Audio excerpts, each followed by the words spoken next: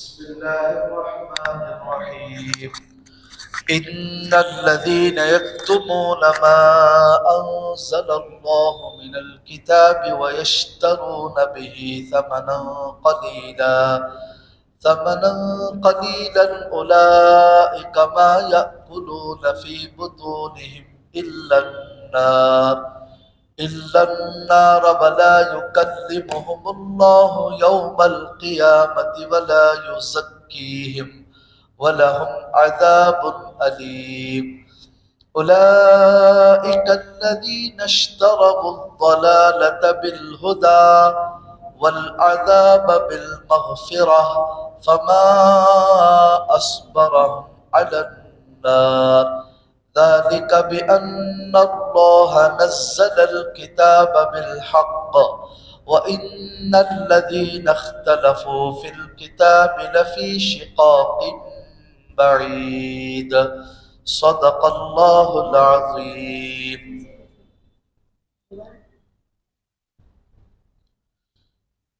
اس سے پہلے بھی ایک مرتبہ بتایا گیا تھا کہ حضرت ابراہیم علیہ السلام کو دو بیٹے تھے۔ حضرت ہاجرہ سے جو بیٹے پیدا ہوئے ان کا نام تھا اسماعیل علیہ السلام۔ اللہ کے حکم سے ان کو حضرت ابراہیم نے مکہ مکرمہ میں چھوڑا۔ ان کی اولاد جو چلی ان کو بنی اسماعیل کہتے ہیں، بنی اسماعیل۔ اور ایک بیٹے تھے اسحاق، ان کے ایک بیٹے تھے یعقوب۔ تو یعقوب علیہ السلام سے جو نسل چلی ان کو کہتے ہیں بنی اسرائیل۔ اور یہ بنی اسرائیل میں ہزاروں پیغمبر آئے، بڑے بڑے پیغمبر، حضرت سلیمان علیہ السلام، حضرت داؤد علیہ السلام، یہاں تک کہ اللہ کی تینوں کتابیں تورات، انجیل، زبور، یہ تینوں بنی اسرائیل کے پیغمبروں پر نازل ہوئی۔ بہت علمی خاندان تھا، بڑے بڑے جلیل القدر پیغمبر بنی اسرائیل میں پیدا ہوئے، اور ان کی کتابوں میں تورات اور انجیل میں خاص طور پر آخری نبی کے تعلق سے ساری علامتیں لکھی ہوئی تھی۔ اتنی صاف صاف علامتیں، ان کو دیکھنے کے بعد فوراً پہچان لیتا تھا کہ یہ آخری نبی ہے۔ جمعہ کے بیانات میں ابھی یہ چونکہ سیرت کا بیان چل رہا ہے، اس کے اندر بھی میں آپ کو ایک واقعہ بتایا تھا ہمارے نبی کے تعلق سے، کہ جب یہ حضرت حلیمہ سعدیہ رضی اللہ عنہا کے گھر میں تھے ہمارے نبی، چھوٹے بچے، ابھی 2 سال کی عمر، تو یہودیوں کا ایک قافلہ وہاں سے گزرا جس میں نجومی بھی تھے۔ تو حلیمہ سعدیہ نے پیدائش کے وقت میں جو حالات پیش آئے تھے بی بی آمنہ کو، ان کے زبانی سن رکھے تھے، تو انہوں نے ان عالموں سے تذکرہ کیا بس کہ یہ میرا بچہ ہے، اس کے پیدا ہونے کے وقت میں ایسے ایسے حالات آئے، تو فوراً انہوں نے تلوار نکال لیا مارنے کے لیے، اور کہنے لگے یہ ساری علامتیں آخری نبی کے ہونے کی ہیں، ہم اس بچے کو نہیں چھوڑیں گے۔ صرف علامتوں کو دیکھتے ہی پہچان لیا۔ اور ابو طالب جب 8 سال کی عمر تھی اللہ کے نبی کی، ابو طالب جب لے کر جا رہے تھے تو وہاں بھی ایک بحیرہ راہب نے اللہ کے نبی کو دیکھ کر پوچھا ابو طالب سے یہ بچہ کون ہے؟ تو ابو طالب نے کہا کہ میرا بیٹا ہے۔ تو بحیرہ راہب نے یہی کہا کہ میری کتاب یہ بتا رہی ہے کہ یہ تیرا بیٹا ہو ہی نہیں سکتا۔ تو بعد میں کہا کہ ہاں میرا بیٹا نہیں ہے، میرے بھائی کا بیٹا ہے۔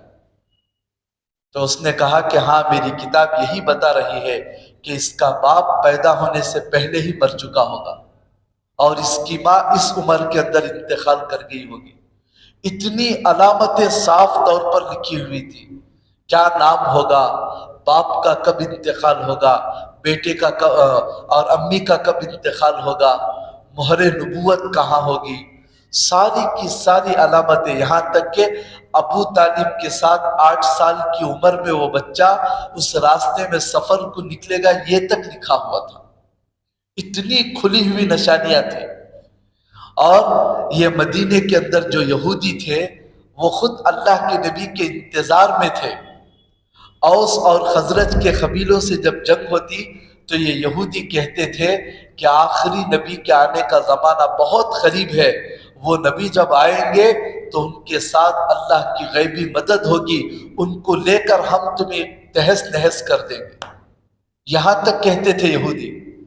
لیکن جیسے ہی اللہ کے نبی بنی اسرائیل کے بجائے بنو اسماعیل میں پیدا ہوئے تو ان کے اندر حسد پیدا ہو گیا.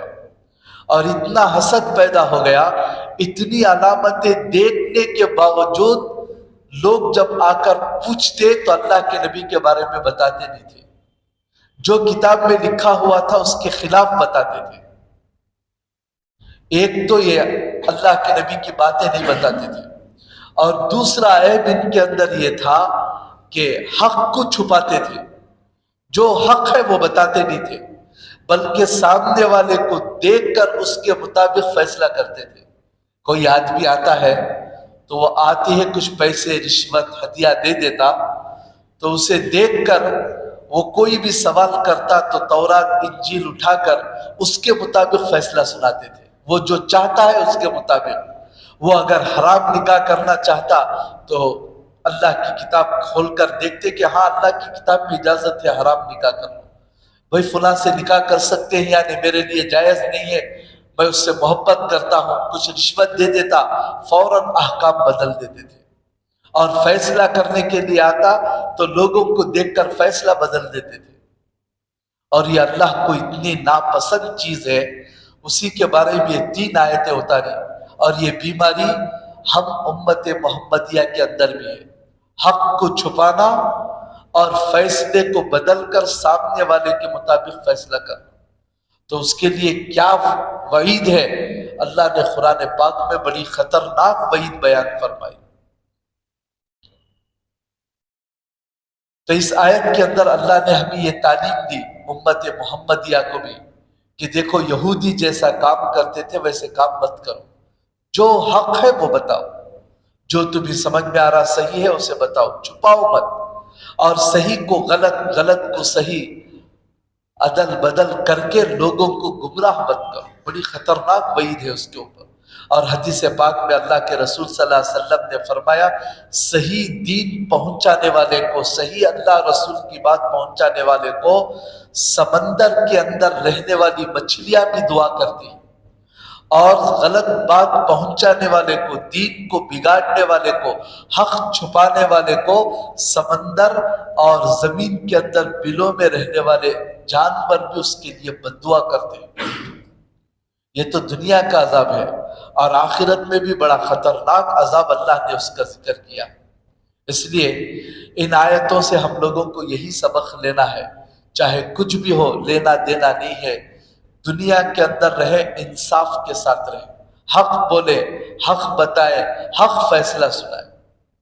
مثال کے لیے ایک واقعہ میں بیان کرتا ہوں. ہمارے اکابرین میں حضرت جی مولانا الیاس صاحب رحمت اللہ علیہ کے خاندان میں کاندھلا کے اندر ایک بزرگ تھے، ان کا نام تھا مفتی الہی بخش صاحب رحمت اللہ علیہ. اور ان کے بارے میں کتابوں میں لکھا ہے اتنے مستجاب الدعوات بزرگ تھے کہ اس وقت انگریزوں کا زمانہ تھا، اور انگریز ناحق مسلمانوں کو پکڑ پکڑ کر پھانسی لگاتے تھے، ناحق جیلوں کے اندر ڈالتے. تو کسی کے اوپر پھانسی کی سزا بھی سنائی جاتی تو حضرت کے پاس جا کر دعا کی درخواست کرتی، حضرت ہاتھ اٹھاتے تو وہاں فیصلہ بدل جاتا تھا. اتنے مستجاب الدعوات بزرگ تھے مفتی الہی بخش. تو ان کے زمانے میں انگریز کے کورٹ کے اندر ایک مقدمہ آیا، ایک مسلمان اور ایک ہندو، دونوں کے اندر لڑائی جھگڑا ہو گیا، اور زمین کے اوپر لڑائی جھگڑا ہوا. مسلمان کہہ رہا تھا میری زمین، ہندو کہہ رہا تھا یہ میری زمین. اور اس زمانے میں یہ رجسٹریشن کرنا، حد بندی کرنا بس کچھ بھی نہیں تھا، جو جتنی جگہ پکڑ لیا بس وہ اس کی زمین ہو گئی. تو دونوں ایک زمین کے اوپر لڑنے لگے. مقدمہ کورٹ تک چلا گیا۔ تو جج نے جب پوچھا کہ کیا بات ہے، تو مسلمان نے کہا کہ یہ میری زمین ہے، میں یہاں پر مسجد بنانا چاہتا ہوں لیکن یہ چھیننا چاہتا ہے۔ ہندو سے پوچھا کہ تو کیا کہتا ہے؟ وہ کہنے لگا یہ میری زمین ہے، میں یہاں پر مندر بنانا چاہتا ہوں، یہ چھین کر زبردستی مسجد بنانا چاہتا ہے۔ تو جج نے کہا ہندو سے کیا تیرے پاس کوئی گواہ ہے؟ تو وہ ہندو کہنے لگا کہ ان کے ایک بڑے مفتی صاحب ہیں، وہ بھی جانتے ہیں ہمارے باپ دادا کے زمانے سے یہ زمین ہمارے ہی پاس ہے، اگر آپ چاہیں تو ان کے مفتی صاحب کو بلا کر پوچھ لیں۔ اور یہ مسئلہ صرف زمین کا نہیں تھا، اب جو ہے مندر اور مسجد کا آ گیا تو گاؤں کے اندر دو ٹکڑے ہو گئے، سارے ہندو اس ہندو کی طرف کھڑے ہو گئے، سارے مسلمان اس کے طرف آ گئے گواہی دینے کے لیے کورٹ کے اندر۔ مسلمان چاہتے تھے کہ یہ مسلمان کا کیس جیت جائے اور ہم یہاں پر مسجد بنے، اور ہندو چاہتے تھے کہ ہمارا کیس جیت جائے اور یہاں پر مندر بنے۔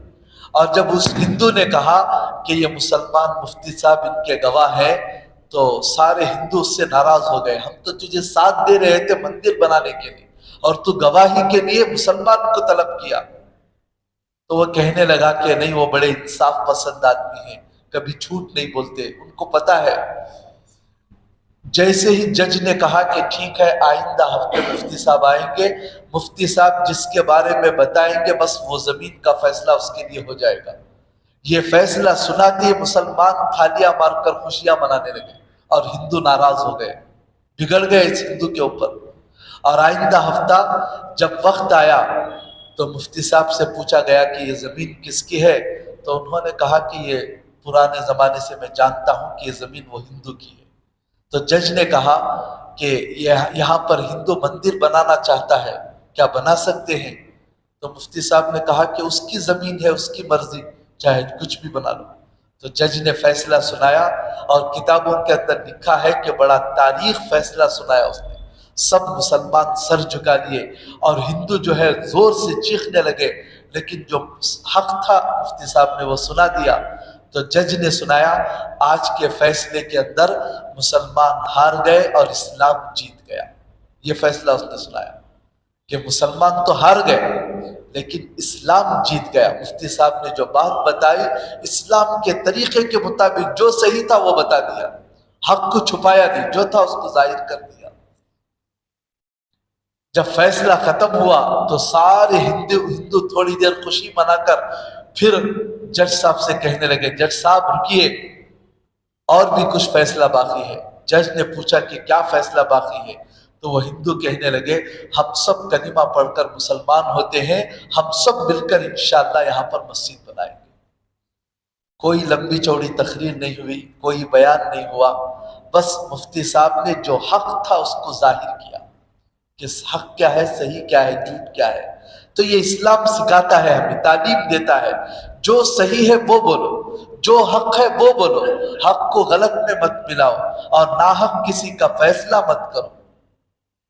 ہمارے یہاں تو اللہ کی پناہ ہم نے دیکھا اپنی آنکھوں سے کتنے ناحق فیصلے ہوتے ہیں۔ میاں بیوی میں جھگڑا ہو گیا، اگر فیصلہ کرنے والے کا تعلق شوہر کی طرف سے ہے تو بس چاہے بیوی حق پر بھی ہو اس کے طرف فیصلہ ہو جاتا ہے۔ یہاں تو ٹھیک ہے چل جائے گا، لیکن آخرت میں کیا ہے اس کا عذاب اب قرآن مجید میں سنیں۔ حق کو چھپانے والوں کو اور حق کو ناحق سے بدلنے والوں کو، حلال کو حرام بنانے والوں کو کیا وعید ہے؟ اللہ فرماتے ہیں ان الذین یکتمون ما انزل اللہ من الکتاب، بے شک وہ لوگ جو چھپاتے ہیں اس چیز کو جو اللہ نے نازل فرمائی، یعنی کتاب میں جو کچھ نازل فرمایا اس کو چھپاتے ہیں، وَيَشْتَرُونَ بِهِ ثَمَنًا قَلِيلًا، اور تھوڑی سی قیمت پر بیچ دیتے ہیں فیصلوں کو، حق کو، أُولَٰئِكَ مَا يَأْكُلُونَ فِي بُطُونِهِمْ إِلَّا النَّارَ، یہ وہ لوگ ہیں جو اپنے پیٹ میں آگ بھر رہے ہیں۔ یعنی دنیا کے اندر تو ذلت ہے ہی، آخرت کے اندر پیٹ کے اندر آگ ڈالی جائے گی۔ وَلَا يُكَلِّمُهُمُ اللَّهُ يَوْمَ الْقِيَامَةِ، اور قیامت کے دن حشر کے میدان میں جب سب پریشان ہوں گے تو ان ناحق فیصلہ کرنے والوں کو اور حق چھپانے والوں کو اللہ بات نہیں کریں گے، بات تک نہیں کریں گے۔ بات نہیں کرنے کا مطلب کیا ہے؟ مفسرین فرماتے ہیں اللہ جب ان سے بات کریں گے تو غصے سے بات کریں گے، اور ایسی بات ہوگی کہ وہ ذلیل ہوں گے، اور ایسے ذلت کے ساتھ اللہ ان سے بات کریں گے۔ مفسرین نے لکھا ہے کہ وہ لوگ تمنا کریں گے کاش ایسے غصے سے بات کرنے کے بجائے اللہ ہمیں اٹھا کر جہنم میں پھینک دے۔ اتنی ذلت کے ساتھ اللہ ان سے بات کریں گے۔ وَلَا يُزَكِّيهِمْ، اور اللہ ان کو پاک بھی نہیں کریں گے۔ پاک کرنے کا مطلب کیا ہے؟ کوئی بھی ایمان والا کچھ گناہ کر لیا اور توبہ نہیں کیا، ایسے ہی مر گیا، تو وہ گناہوں سے پاک ہونے کے لیے اللہ جہنم میں بھیجیں گے۔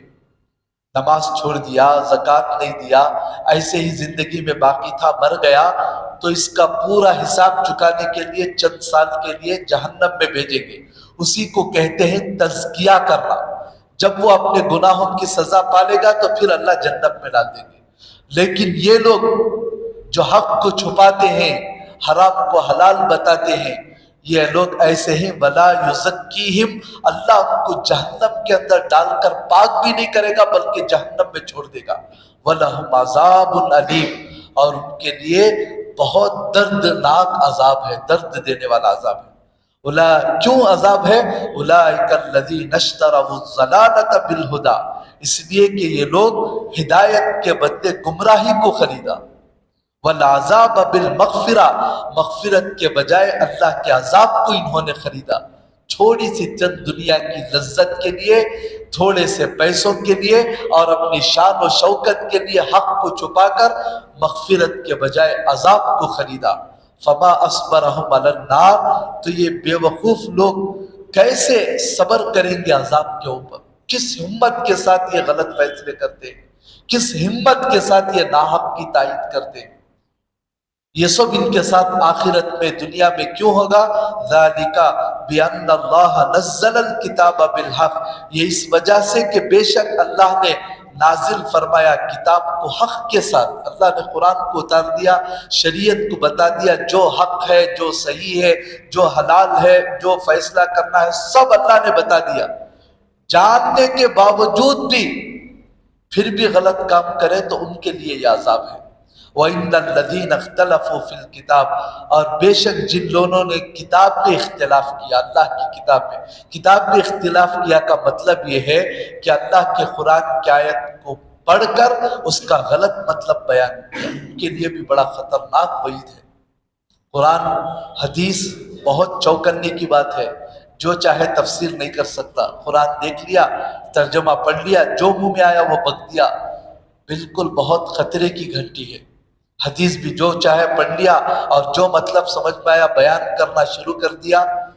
دنیا میں تو خیر کوئی پکڑے گا نہیں، لیکن آخرت میں بڑی خطرناک بات ہوگی۔ اسی لیے حدیث پاک میں اللہ کے نبی نے فرمایا، جو آدمی میری طرف سے کوئی بات پھیلائے جبکہ میں نے اس کو نہیں کہا ہے، تو ایسا آدمی اپنا ٹھکانہ جہنم کے اندر بنا لے۔ اور قرآن مجید کے بارے میں بھی اللہ کے نبی نے کہا، جس نے اپنی رائے سے کوئی آیت کی تفسیر کی، اپنی رائے سے آیت کو سمجھایا، اگر وہ صحیح بھی ہوئی پھر بھی اس نے غلطی کیا، کیونکہ قرآن کو سمجھنے کے لیے صحابہ، تابعین اور صحابہ نے، تابعین نے جو اصول بنائے ہیں اس سے ہٹ کر نہیں سمجھ سکتے، نہیں سمجھا سکتے۔ لفی شقاق بعید، بے شک وہ بڑی دور کی خلاف ورزی میں ہے، اپنی منمانی باتیں بتا کر غلط راستے پر چل کر بہت دور کے راستے میں چلے گئے، یعنی ہدایت کے راستے سے ہٹ کر بہت دور گمراہی کے راستے میں چلے گئے۔ اللہ ہم سب کی حفاظت فرمائے، حق پر جینے کی، حق پر عمل کرنے کی اور حق کے اوپر زندگی گزارنے کی توفیق عطا فرمائے۔ بڑی لمبی مدت سے مشائخ اکابرین یہ دعا پڑھتے آ رہے ہیں، اللہم ارنا الحق حقا وارزقنا اتباعہ وارنا الباطل باطلا وارزقنا اجتنابہ۔ فرماتے ہیں کہ اے اللہ، جو حق ہے اس کو حق بنا کر ہماری آنکھوں کے سامنے دکھا دے اور اس کی اتباع کرنے کی توفیق عطا فرما، اور جو باطل ہے وہ باطل کو یہ غلط ہے بتا کر ہماری آنکھوں کو دکھا دے اور اس سے بچنے کی توفیق عطا فرما۔